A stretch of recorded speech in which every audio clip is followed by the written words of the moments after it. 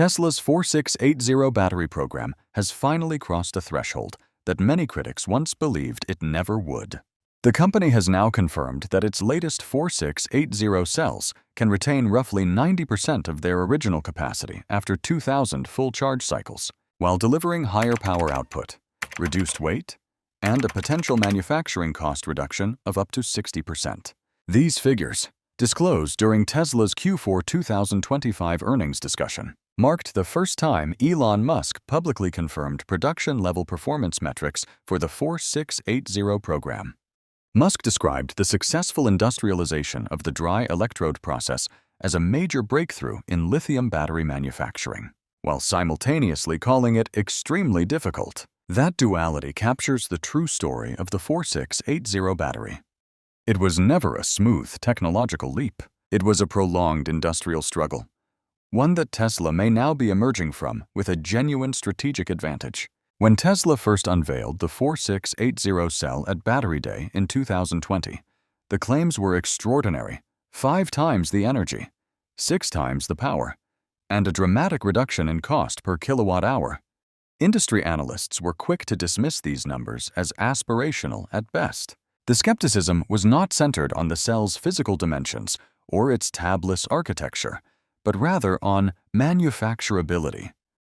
Scaling a fundamentally new cell design while simultaneously reinventing electrode production was widely viewed as an unnecessary risk.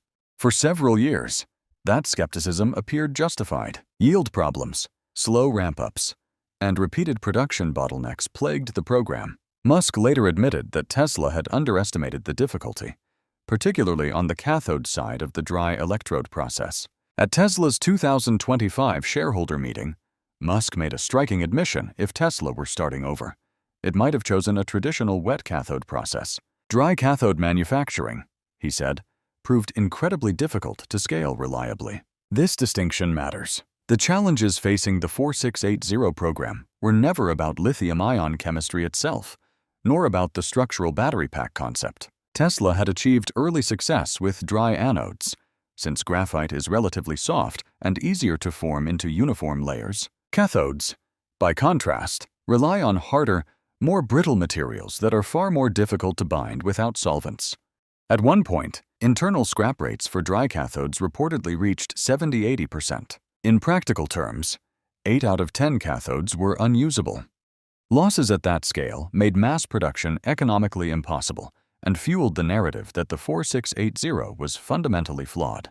That narrative changed when Tesla confirmed that both anodes and cathodes are now produced using a fully dry process at Giga Texas. Eliminating solvents entirely removes the need for massive drying ovens, toxic chemical handling, and energy-intensive infrastructure.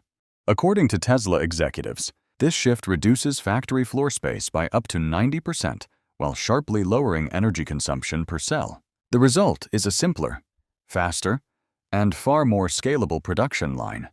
For the first time, a lithium-ion manufacturer has demonstrated fully dry electrode production at meaningful industrial scale. This is the moment the 4680 battery transitioned from an experimental concept into a true manufacturing platform. With dry electrodes now functioning reliably, Tesla can finally unlock the cost reductions promised years earlier. Internal estimates suggest total battery costs could fall between 20% and 50%, depending on application. In the U.S. market, the 4680 is now believed to be cheaper per kilowatt-hour than Tesla's older 2170 cells. Structural improvements further enhance energy density by reducing inactive binder content from roughly 3 to 5% to near 1 to 1.25%.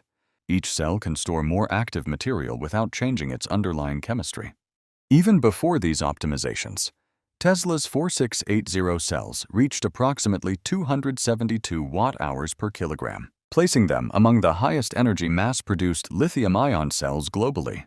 These gains are incremental individually, but transformative in combination, especially when multiplied across millions of vehicles.